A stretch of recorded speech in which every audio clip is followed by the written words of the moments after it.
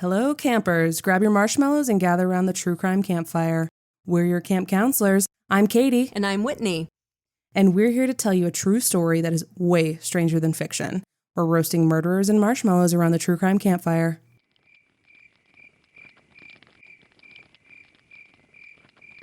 It's hardly a revelation that physical attraction can cloud judgment.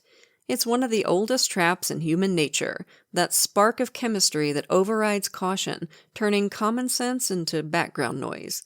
For most people, the fallout is little more than a red face or a broken heart. But every so often, that same impulse leads someone much further into danger. Because behind the charm, the warmth, and the allure, there are those who hide something far darker, a heart devoid of empathy, and intentions that are anything but loving. When desire blinds you to the truth, the price can be more than heartbreak. It can be fatal. This is Sleeping with the Enemy, the murder of Bill McLaughlin.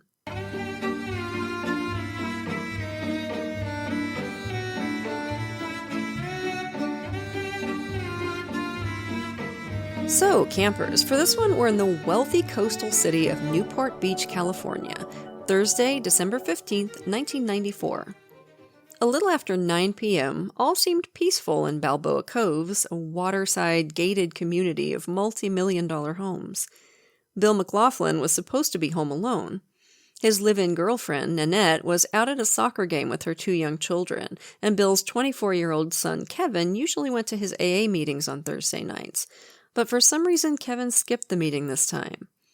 He and his dad had dinner, then Kevin went up to his room to listen to some Megadeth on his Walkman, while Bill did some paperwork at the dining room table. Suddenly, Kevin heard a series of loud popping sounds from downstairs. Gunshots, 6 in all, divided into 3 quick 2-shot bursts. Their golden retriever, Goldie, started barking frantically. Kevin stumbled downstairs as best he could. A few years before, he'd been hit by a drunk driver while he was skateboarding, and he suffered a brain injury that put him in a coma for 4 months. He still had significant difficulties with his motor skills and speech. He'd had a tough recovery that led to some abuse of alcohol and weed, thus the regular AA meetings. Kevin found his dad on the kitchen floor in his robe and slippers, blood and bullet casings beside him on the white tile floor.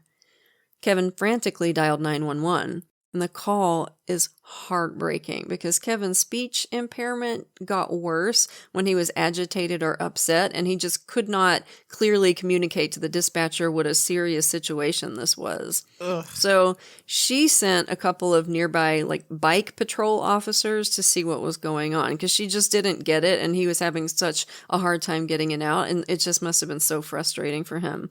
So there was actually some delay in getting paramedics to Bill McLaughlin's side, but, in the end it wouldn't have made any difference. One of the hollow point rounds had torn right through his heart, a devastating, fatal wound.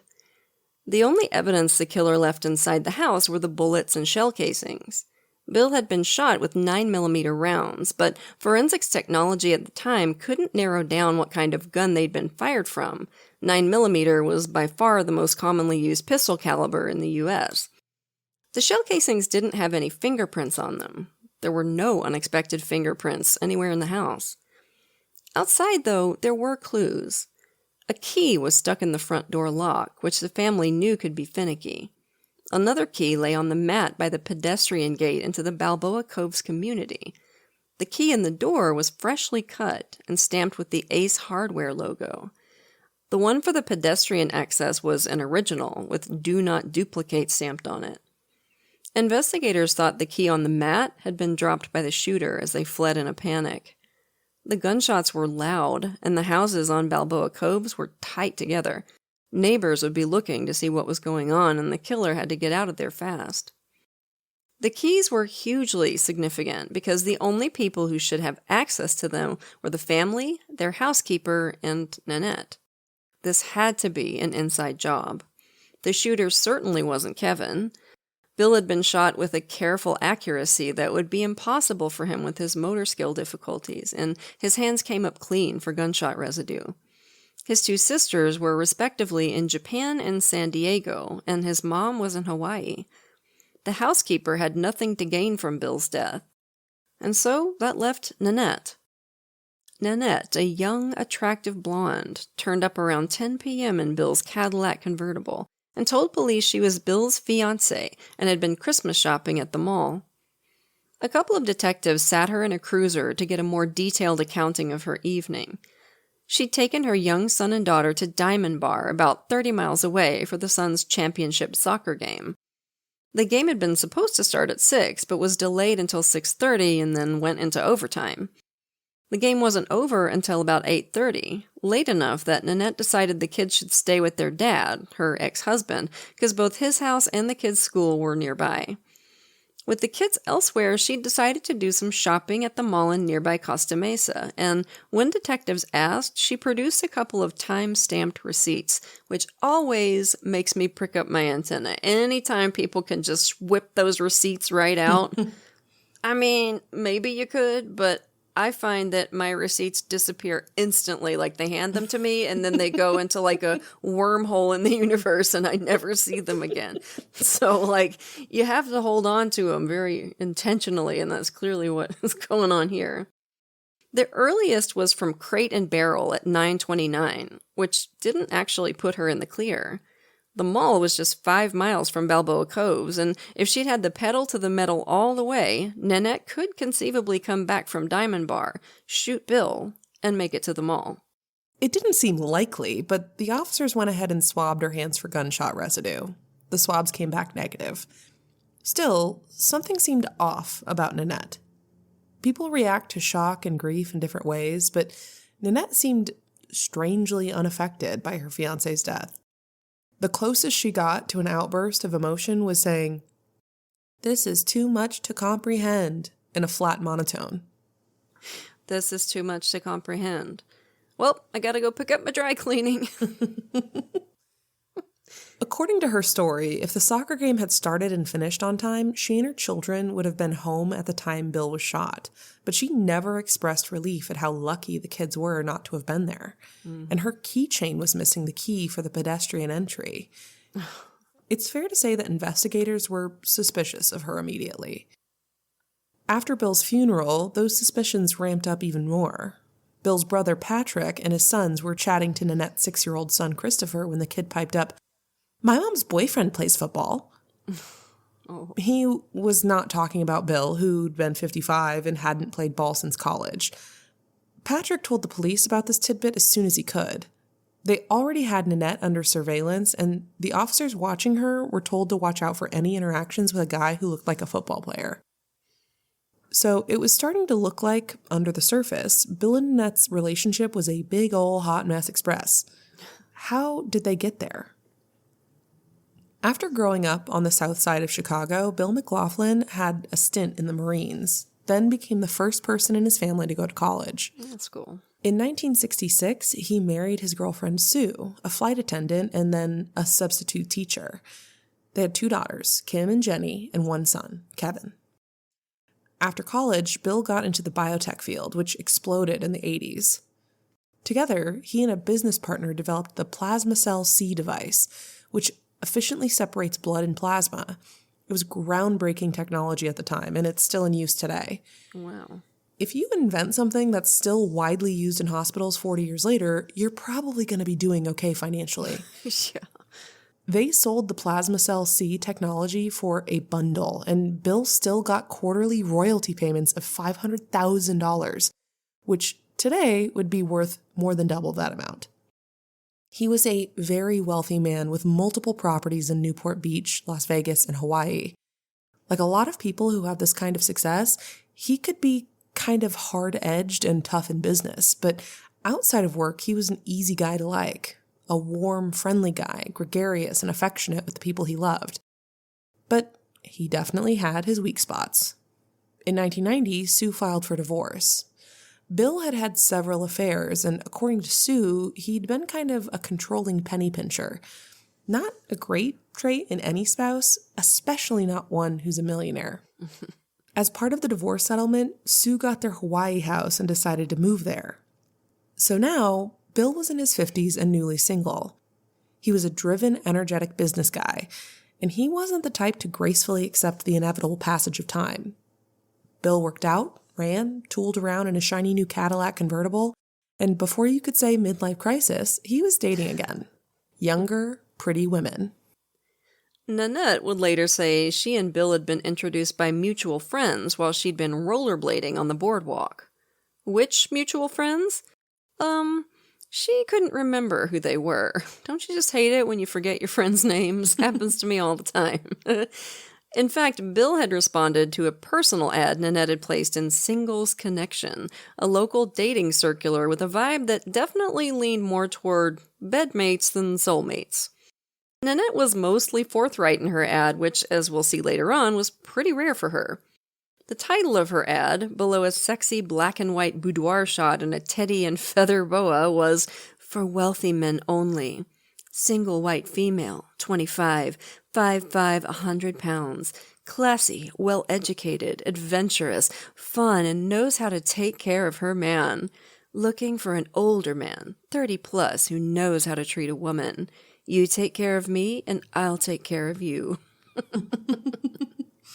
That was my hot singles in your area want to talk to you voice. Because that was the vibe, wasn't it, of her personal ad? Mm-hmm. You can see why Bill and Nanette didn't exactly go blabbing to their friends and family about how they actually met. It's not a meet cute, per se, right? There was clearly a transactional element to their relationship from the get-go. Now, obviously, wealthy older man and attractive younger woman is not a novel arrangement by any means, but this wasn't quite a sugar daddy thing. Bill wanted someone he could connect with, who shared his interests, and he also just wanted that person to be young and cute. And when he responded to Nanette's ad and told her what he was looking for, her own response made sure to check every box. Bill had sometimes complained that his ex-wife Sue never showed much interest in his business dealings, which, honestly, I kind of understand, because it sounds duller than a damp pile of laundry, but, I'm sure some people find that stuff fascinating, but hey, it's okay if your other half isn't into all the same things you are. Annette said she wrote business plans for a living. Bill wanted someone educated. Annette said she had several advanced degrees. Bill wrote that he generally preferred blondes, and Nanette said she was blondish. Bill liked to work out, and so did Nanette, and that last nugget was the only one that was true. When she met Bill, Nanette was actually working as a sales rep for a carpet cleaning company. Perfectly respectable job, she just evidently decided it wasn't up to scratch if she was trying to land a big fish. Nanette said she graduated early from high school in Phoenix at 16 years old as the class valedictorian. I mean, she did leave school at 16, as in she dropped out, had to get her GED later on. She said she got a basketball scholarship to ASU, which seemed highly unlikely to anybody who saw her play, and graduated at 19 before going on to get an MBA and other advanced degrees. According to ASU, Nanette did make an undergraduate application, but never enrolled or had any classes there. She did spend a lot of time on campus, though, pretending to be a student and picking up guys. Who does this? Who does this?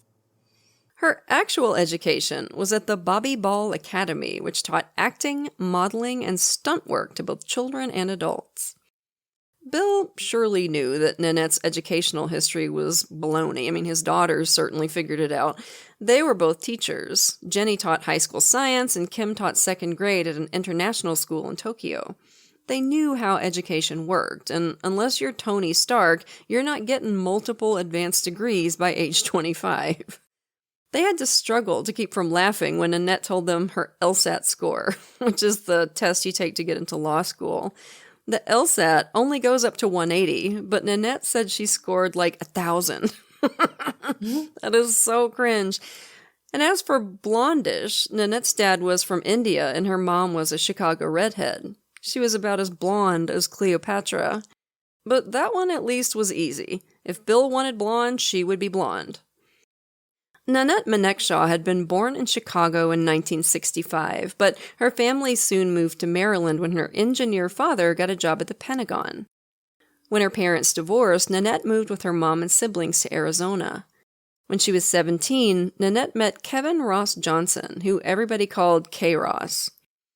They both worked at a health spa, Nanette as an aerobics instructor and K-Ross in sales, which Nanette soon moved into. They dated for a couple of years and then got married. Nanette in those days was almost unrecognizable from her California form, with short dark hair and a tomboy style of shorts and t-shirts that was a million miles from her later sort of Real Housewives chic. They had 2 kids, Lachelle and Christopher, but they never made much money, and that quickly became a bone of contention. Nanette wanted money. She wanted stuff. She wanted things. She also wanted more attention from men.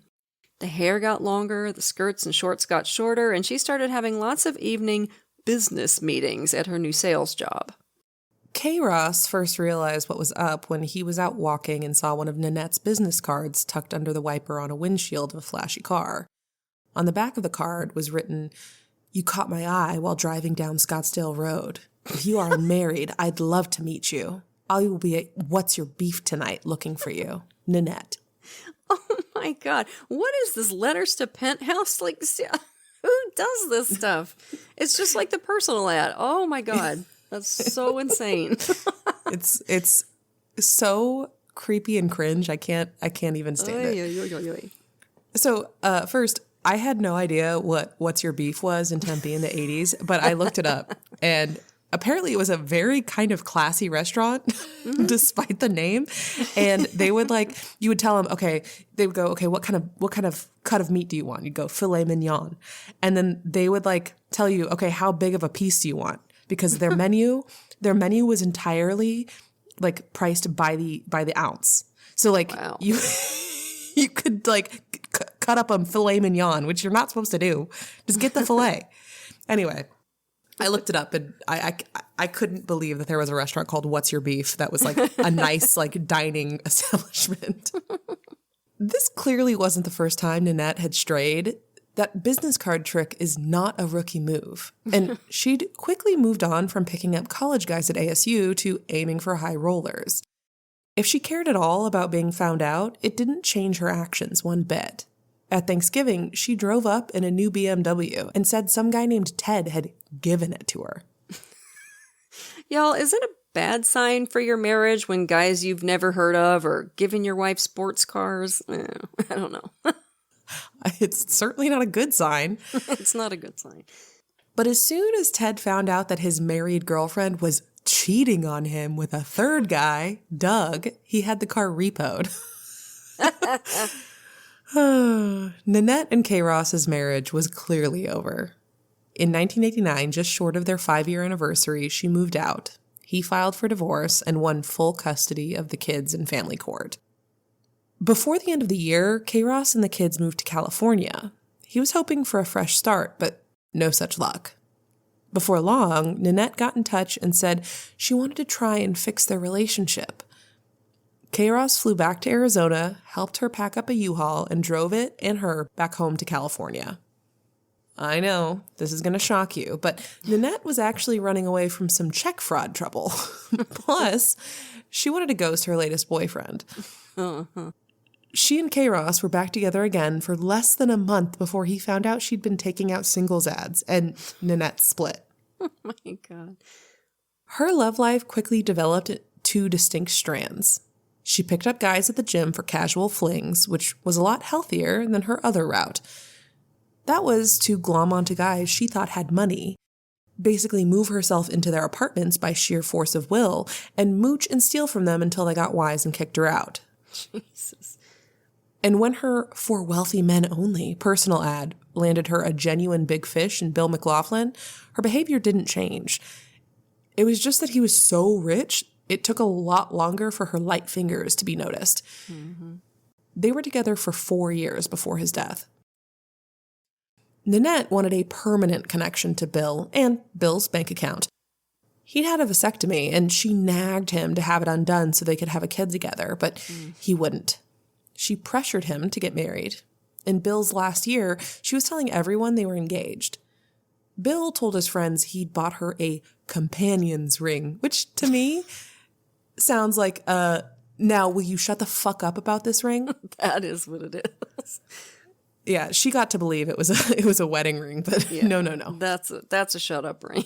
Yeah. Companion's ring. What the fuck is that? I gotta hand it to Bill. He never lied to her, you know? No, yeah, that's true. Like, I don't want to have your kid and I don't want to be married to you. They certainly didn't have an engagement party or set a date or anything, although Bill did get her the present she wanted. A boob job.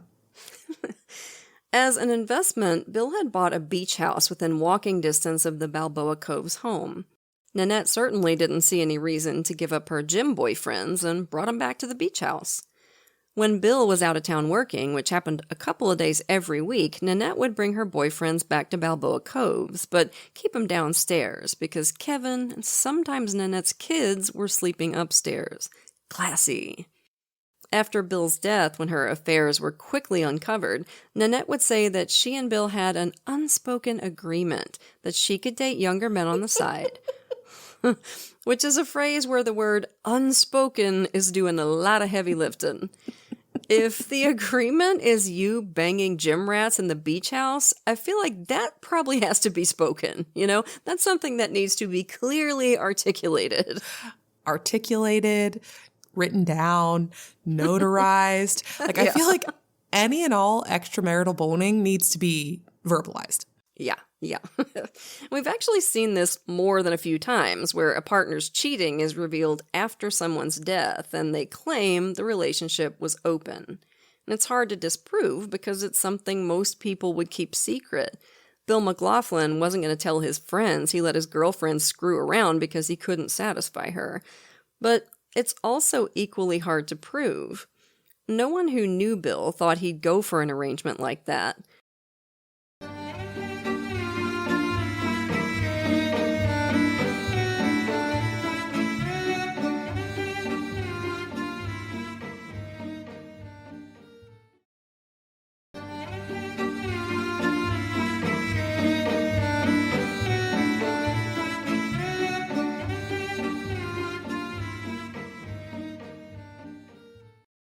Bill did his best to make Nanette happy, that's for sure. There were endless, expensive gifts, luxury vacations, a high-dollar monthly allowance. Bill had maybe learned a painful lesson from trying to keep a tight hold on Sue, his ex-wife. Nanette got whatever she wanted. At one point, Bill's daughter told him, "Dad, it is quite obvious she's using you for money." "I know that," Bill said. He knew it, and he was apparently comfortable with it. For the moment, anyway. There were reasons Bill wasn't jumping into marriage or having a kid with Nanette. She clearly was not his idea of an ever-after partner. But he had no idea that Nanette was by now looking for an even quicker end to their relationship. Nanette initially stayed at the beach house after Bill's death, and soon after the funeral, the police surveillance team saw an SUV pull up and a big, hugely muscled dude come out. Nanette's kids greeted him like he was a favorite uncle, and Nanette, with her supposed fiancé still warm in the grave, basically Frenched him out there in front of the house. His name was Eric Naposki, and conveniently for the police, he hadn't bothered to appear in court over a $343 traffic violation, so he had an outstanding warrant. Bing, bing, bing! Woo! It was such a low wattage offense that in the normal run of things, only an extremely bored cop would run it down, but it meant they could arrest him and interview him. True crime books are written around low-stakes offenses being turned into arrests. That is why you only commit one crime at a time, campers. Don't get greedy. The investigators would have gotten around to Eric anyway. They interviewed Kay Ross, Nanette's ex-husband, who'd also been at the soccer game on the night of Bill's death, and he said Nanette had been there with her boyfriend, a big guy named Eric. Not long after Bill died, Nanette told Kay Ross, "Don't tell police that Eric was with me, because Eric had nothing to do with this." Not suspicious at all, right? Kay Ross did, of course, tell police everything he knew as soon as they asked. It's maybe a little unkind, but not inaccurate to say that Eric Naposki was a big dumb idiot, but he did definitely have some talents. He had a stint in the NFL as a backup linebacker, but there's a reason people say that NFL stands for not for long. Eric started getting hurt. His ankle, his hand, and a recurring groin injury. His NFL career spanned 5 games off the bench. He then played 4 injury-interrupted years for the Barcelona Dragons of the World League of American Football, which is not nothing, but it wasn't the NFL, and it certainly didn't pay NFL money. Eric had gotten married when he was a college sophomore after his girlfriend got pregnant. That's not usually the strongest foundation for a marriage, and in 1991, his wife filed for divorce. Eric showed next to zero interest in the lives of his 2 young daughters and had even less interest in paying child support. He ran away to California in 1993 to try and escape more than $20,000 in unpaid child support and found work as a nightclub bouncer. In January of 1994, less than a year before Bill McLaughlin's death, he started dating a woman he knew from the gym, Nanette Johnston. Eric could still afford gym membership and nice clothes and a nice car, just not child support. Ugh. Isn't that the way? Yep. Ugh. He was working the door at the Thunderbird nightclub when police arrested him on that traffic warrant. He'd also been working there the night Bill had been shot, but that was the opposite of an alibi. The Thunderbird was just across the bridge from Balboa Coves.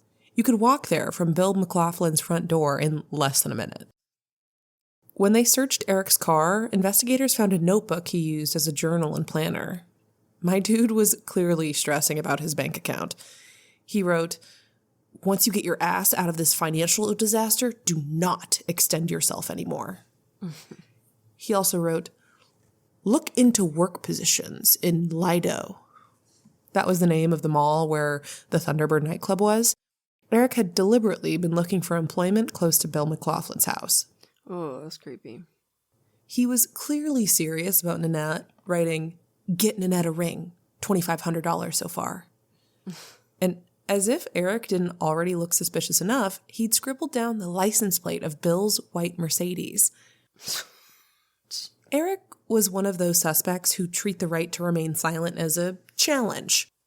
He was a talker, a bullshitter, and he clearly had no clue the police had gone through his car. Nanette, he said, was just a pretty good friend. Then later in the interview, he obviously forgot about that and said he hoped they'd get married soon. Bro, buddy, pal, oh. She's the best kind of friend, I guess.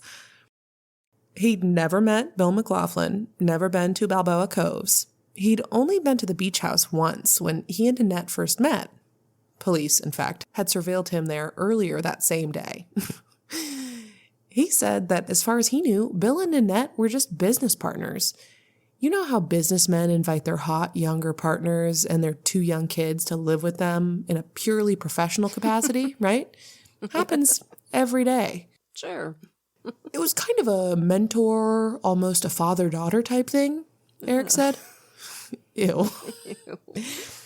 You know, kind of like a, I don't know what you'd call it, apprentice or someone, you know, like that, or higher stature. Oh, boy. Asked if he owned a gun, Eric said no, and then later on remembered that he'd bought a .380 that he mailed to his dad back in New York. But that was all. Except later still, completely unprompted, he said he'd bought a 9mm Beretta 4 or 5 months ago, but it had been stolen after he'd loaned it to a friend. Eric hadn't reported the theft because he'd been hoping the gun would show up. Berettas are basically like the animals in Homeward Bound. They'll find their way home eventually. After this complete train wreck of an interview, Eric was released, but not before the police had put a tracking device on his car to help their continued surveillance. Eric thought it had gone great. He said later that he'd mind-fucked the detectives. Eric is like the dog in the meme with sitting at the table while the room is just in flames around. This is fine. Bless his heart.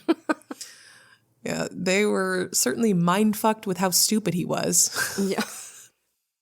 Meanwhile, Bill's daughters were kicking Nanette out of the Balboa Coves home. They'd never liked her, which I guess is kind of inevitable when your dad starts dating someone your own age. But it wasn't just that. Nanette was cold and weird, and now she was a suspect in Bill's death.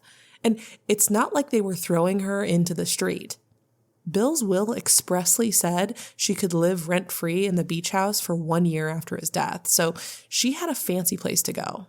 Nanette's main contribution to the decor in Balboa Coves was a bunch of sexy photos of herself in skimpy clothes. Remember how her personal ad said she was classy? Like, I am not judging ladies who take boudoir photos. I'm saying that having them hung around when guests come over for tea is maybe not the classiest. And, like, not just one. Even, like, just one would be kind of cool. Yeah. Everywhere. Huge pictures of Nanette. It's just wild. Just ass everywhere. Ass and tits everywhere. God, Nanette. How could you sit there at, like, the kitchen table and look her in the eyes when just to your left and just in the periphery of your vision is her giant tits, like, right in your face on a poster on the wall? No. She took these with her to the beach house now, but she left behind the pictures of her and Bill together. She also took as much office equipment as she could cram into the Cadillac, which she helped herself to, despite the will only granting her the much less flashy Infiniti. In Bill's closet, so obviously displayed that it seems clear she meant for his daughters to find them, she'd left a pair of red high heels, a red teddy, and a vibrator. Oh my God. Was this woman written by Larry Flint? Yeah, that's what, like, yeah, Letters to Penthouse. She's a character from, like, a bad 80s, like, kind of softcore porn, smutty Lifetime movie or something. Nanette set up home in the beach house, where she felt sufficiently liberated to add some full nudes to the photo portraits on the walls. Her kids were living there half the time. Imagine if they wanted to bring their friends over. Like, the poor kids. Investigators soon learned that not long before Bill's death, Nanette and Eric had been looking at million-dollar homes together. They were clearly expecting to come into a lot of money soon. But how? Eric was at the tail end of a minor athletic career and had huge debts and negligible income. Nanette had almost no money solely of her own, but Bill McLaughlin had $1 million life insurance policy, with Nanette as the beneficiary. Investigators thought they had the simple outline of what had happened. Nanette had talked Eric into killing Bill, so the two of them could live the high life together. A brighter bulb than Eric Naposki might have realized that Nanette herself would get rich from Bill's death, and Eric would get nothing but whatever she wanted to share with him. And sure enough, they had a few weeks of shopping sprees and partying, and then Nanette was done with them. Just bye. They broke up, and Eric scuttled off back to Connecticut. Before then, though, Eric made a dumb mistake that would ultimately help put both him and Nanette behind bars. I know what you're thinking. Wait. Eric? Dumb? Get out of town. In the summer of 1994, Eric met a good-looking blonde at the pool of his apartment complex. Her name was Suzanne Kogar. 2 smoke shows and swimwear. There was a little spark there, but it was a spark that was snuffed out on Suzanne's side pretty much as soon as they started talking. She liked guys who, had a brain in their head, and if Eric nodded too fast, you could hear the rocks crashing around in there. Still, though, they became friendly.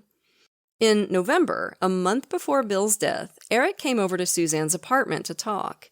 He said he was getting serious about Nanette and was furious because Bill, her older wealthy business partner, had come into Nanette's room one night and tried to make her have sex with him. "She's living with this guy?" Suzanne said, surprised. When Eric explained Nanette's living arrangements, it was obvious to Suzanne, who did not have rocks in her head, that Bill and Nanette were not just living together as business partners. Bill was the main guy, Eric was the side piece. She thought this story about Bill trying to force himself on Nanette might have just been a way to make Eric feel jealous and protective. What it did was make him angry. Bill had a pilot's license and his own plane, which he usually flew every week when he went to Las Vegas. "I'm going to have him killed," Eric told Suzanne. "Blown away. I'm going to have his plane blown up." Suzanne was out of town visiting family for the holidays when Bill was killed. When she came back in January, she saw that Eric had moved out. Still, though, he came by a couple of weeks later to talk to her. "Have you seen any cops around here?" he said. Suzanne had not. "Well, if you see any, just don't talk to them. Don't tell them that you know me. Did you hear that man is dead?" "What man?" Suzanne said. "Bill McLaughlin, the guy that Nanette was living with. Somebody shot him and he's dead." Suzanne immediately remembered what Eric had said about blowing up Bill's plane. 'Cause, you tend to remember stuff like that. "I don't even want to know if you did it," she said. Eric smirked. "I didn't do it, but I might have had somebody do it." Suzanne was scared now. She said again, "I don't even want to know." With that same smirk, Eric said, "Maybe I did, maybe I didn't." Then he told her that police had tracked down the freshly cut key stuck in the front door at Balboa Coves. It had been made at the Ace Hardware just down the street from Suzanne's apartment complex. Eric also said, "The gun that was used was the same kind of gun that I own, but they're not going to find it on me because I don't have it anymore." Scared and creeped out, Suzanne pretended to agree not to talk to detectives, then just subtly got Eric out of there as fast as she could. We can't overstate how physically intimidating Eric Naposki was. I mean, you've seen linebackers, they're the size of refrigerators. And if he'd killed one person, he could kill Suzanne. She was too scared to go to the police right away, not until Eric and Nanette broke up and he left town. But the cops kind of gave her the runaround and didn't take her seriously.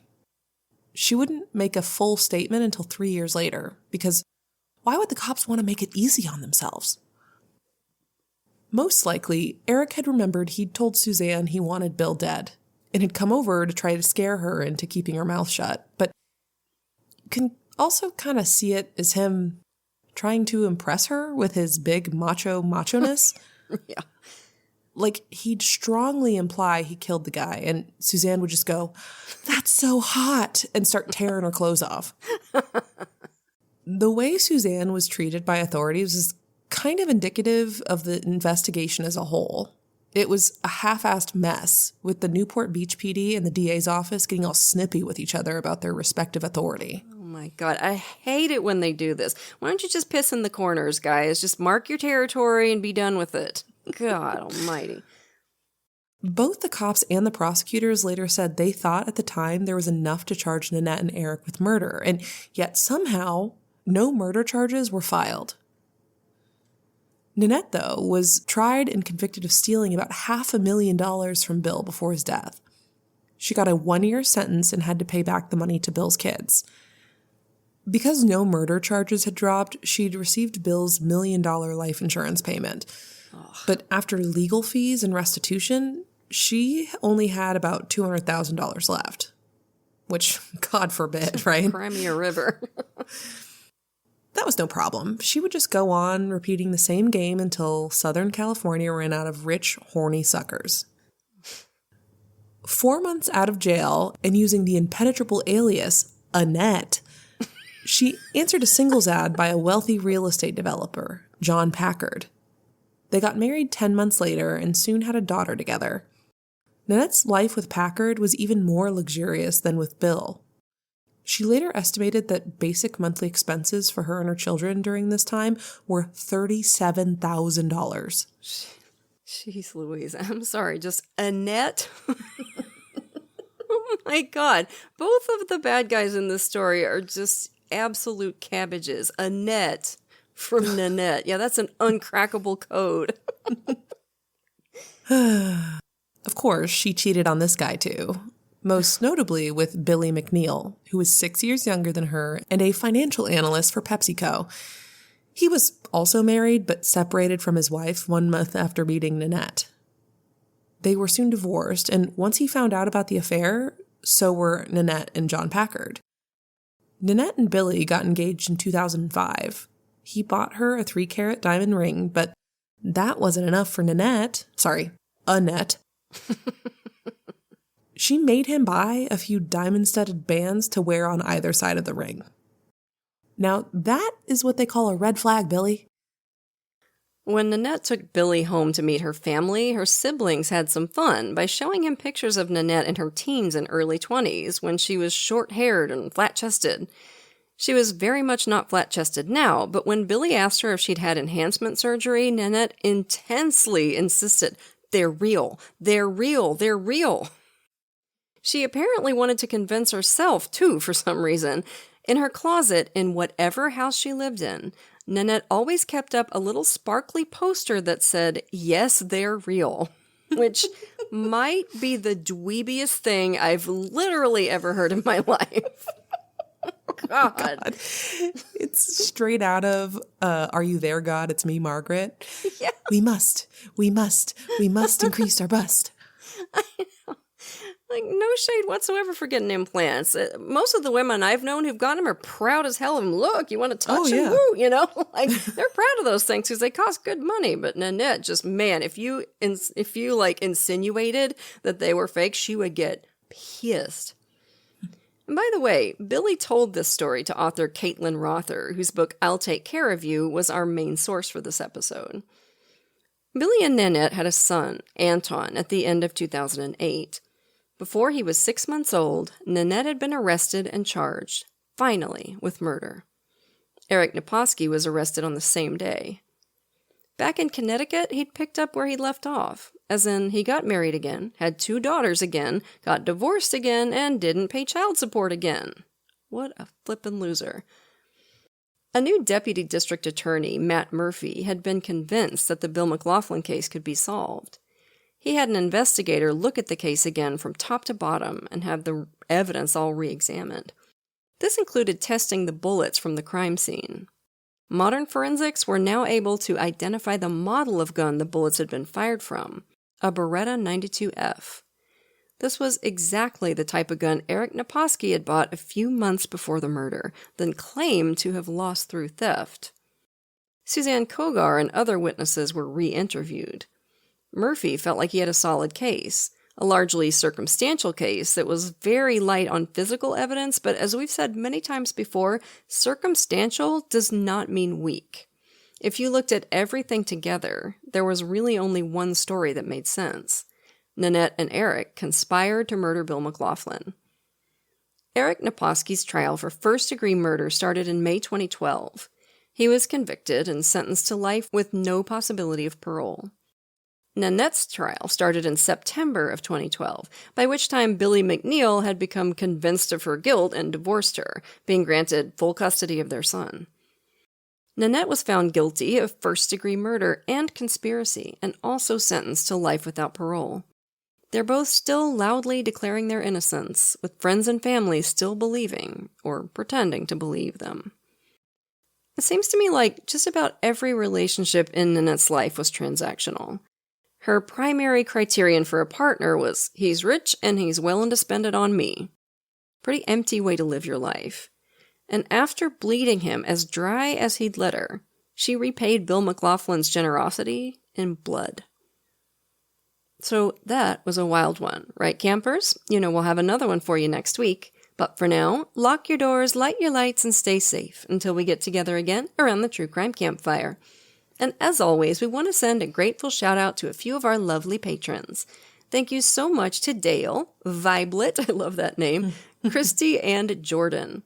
We appreciate y'all to the moon and back. And if you're not yet a patron, you are missing out. Patrons of our show get every episode ad-free, at least a day early, sometimes more, plus tons of extra content, like patrons-only episodes and hilarious post-show discussions. And once you join the $5 and up categories, you get even more cool stuff. A free sticker, a rad enamel pin, or fridge magnet while supplies last, virtual events with Katie and me, and we're always looking for new stuff to do for you. So if you can, come join us at patreon.com/truecrimecampfire.